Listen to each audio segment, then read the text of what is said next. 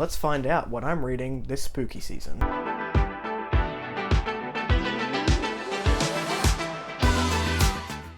Hello everyone, welcome back to A Fictional Escapist. My name is Kris, and today's video is my October TBR/MBR. Before I jump into the video, make sure you are checking out that description box down below for links to my Discord server and also my social media. One day I will say that and it won't be awkward, but it is not this day. For my October TBR/MBR, I have 7 full-length novels, 3 novellas and 1 short story here on this list, and then 2 wildcards if I get some more time. Jumping into the list, the first one on my radar is Nightmare Tenant. This is by a friend of mine, Richard Holiday. For years, Chevron Tower was abandoned and left to rot as the world turned. It loomed in the skyline, a desolate, abhorred ruin, a forgotten relic of the past, and that was how it should have stayed. But now, the tower has been resurrected and shown a renewed lease on life, ready for a new generation of families to move in. Everyone in the community is celebrating this achievement. Councillors, developers, residents all applaud the regeneration of this unloved space, except for one member of the community. The one who still lives in the Chevron Tower, unknown to all. The one who never left. That has got me hooked. I love a good haunted house, or in this case, haunted tower story. I can't wait to get in and see what Richard's going to do to make me squirm. Next up on the list, I have one that may not be considered horror, but I believe Books with Brittany is doing a buddy read of this one, so I'm going to jump in on that, and that is Fairytale by Stephen King. This is a fantasy. I don't actually know if there's any horror elements in it. I'm not 100% sure, but I mean, it's October. It would be rude not to read a Stephen King on October, right? So this is the one I'm going to pick. I have heard that the first 200 pages are true to form, Stephen King, slice of life, amazing, and then it sort of falls a little bit off the wayside. So I'm interested to see what my thoughts are. Stephen King can be a little bit hit or miss, but I still love his writing. I love that slice of life stuff that's a little bit slower, and you just really get to get a feel for the people in whatever story this is. This is a portal fantasy. Like I said, not sure if there are horror elements, but I will be picking that one up in spooky season. The next one I'm looking forward to getting to is Hide. This is by Kirsten White. This one says 14 competitors, 7 days, everywhere to hide but nowhere to run. Come out wherever you are. See that Ferris wheel? My favorite thing in horror books is like carnivals and like theme parks. I love it. I think there's such horrific settings in the dark, and there are so many things that can go wrong, and I cannot wait to read this. I'm excited about this Ferris wheel, not so much for, the people in here, because it probably doesn't end well for, let's say, 13 of these 14 competitors. Next up on my list is a book that I have been meaning to read for well over a year. I think it was big last Halloween, and I was like, that sounds great. Shelved it, never got to it. And that is Mexican Gothic by Silvia Moreno Garcia.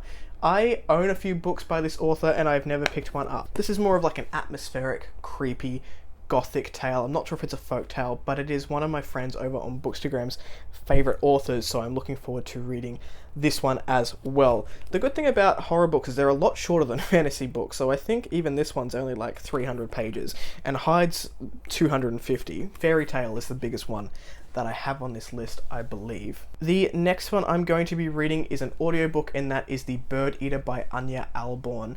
If you remember, earlier this year I put a list of horror authors that weren't Stephen King up. Anya Alborn is very high on my personal list of authors that I want to get to, and I've chosen to read The Bird Eater this month. The synopsis for this one says, 20 years ago, the mysterious death of his aunt left Aaron Holbrook orphaned and alone. He abandoned his rural Arkansas hometown, vowing never to return, until his 7-year-old son died in an accident, plunging Aaron into a nightmare of addiction and grief. Desperate to reclaim a piece of himself, he returns to the hills of his childhood, to Holbrook House, where he hopes to find peace among the memories of his youth. But solace doesn't come easy. Someone or something has other plans. Like Aaron, Holbrook House is but a shell of what it once was, a target for vandals and ghost hunters who have nicknamed it the Devil's Den. Aaron doesn't believe in the paranormal, at least not until a strange boy begins following him wherever he goes. Plagued by violent dreams and disturbing visions, Aaron begins to wonder if he's losing his mind.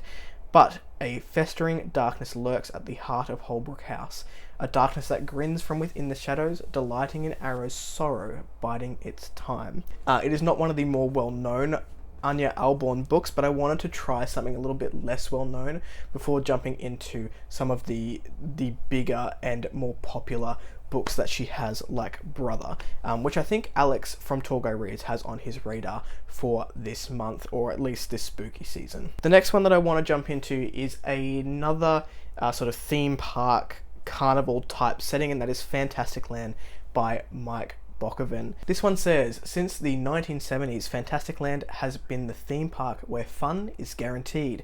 But when a hurricane ravages the Florida coast and isolates the park, the employees find it anything but fun. 5 weeks later, the authorities who rescue the survivors encounter a scene of horror. Photos soon emerge online of heads on spikes outside of rides and visceral human bodies littering the gift shops, breaking record for hits, views, likes, clicks, and shares. How could a group of survivors, mostly teenagers, commit such terrible acts? Says, presented as a fact-finding investigation and series of first-person interviews, Fantasticland pieces together the grisly series of events.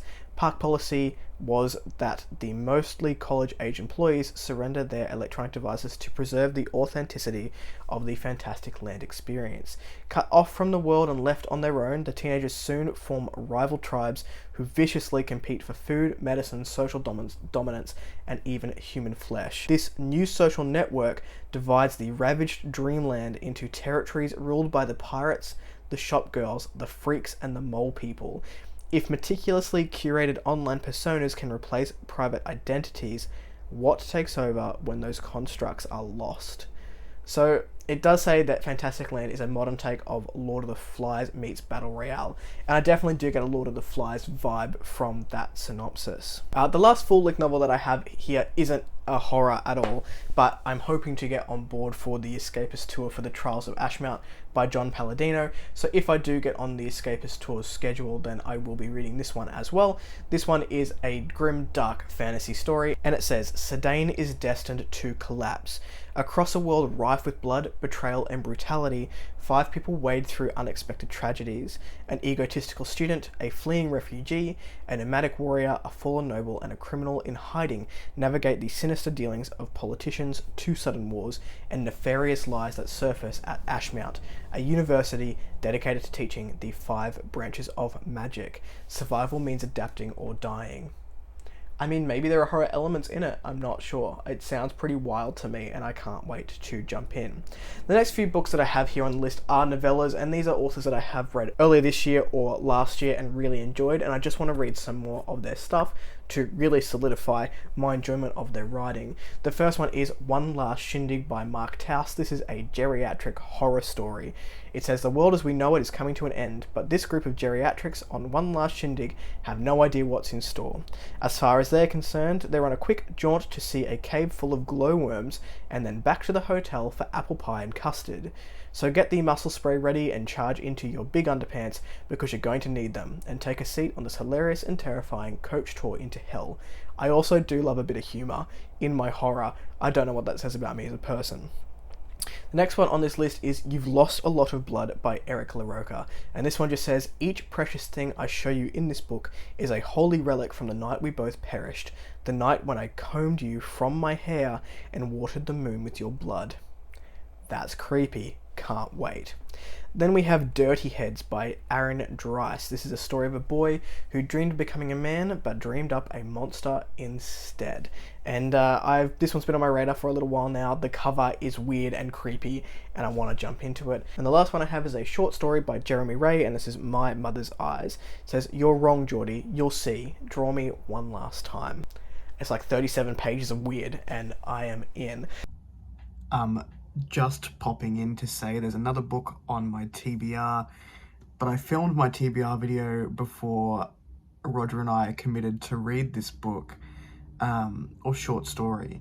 So I will also be reading The Haunted in October because Roger and I have decided that we hate ourselves and we're going to read it together and hopefully not discuss at length our experiences of this book. So the photo's up there. I cannot believe I've just spent $7-8 on the ebook, but yes, I'll be reading that. It's haunted, so I guess that's spooky season for you. Now, because a lot of these horror books are fairly short, I may have a little bit of time to fit a couple of others in, so I have 2 wildcards for you, and that is Hex by Thomas Allard Huvelt. I probably butchered that pronunciation. This is a translated work. And I also have The Ritual by Adam Neville. I loved Adam Neville's Weird and Other Derelictions that I read last year, so I'm looking forward to reading one of the more popular that they have out to see if that vibes with me as well. And this author is one that I've heard good things about, and I'm interested in reading a couple of their things, but I'm going to start with Hex. So those are the books I'm planning on reading in the month of October. What are you planning on reading? Let me know your spooky picks down in the comments below. If you like the content, give it one of those. If you want to see more of it, click subscribe at your will, and I'll catch you in the next video. Ciao.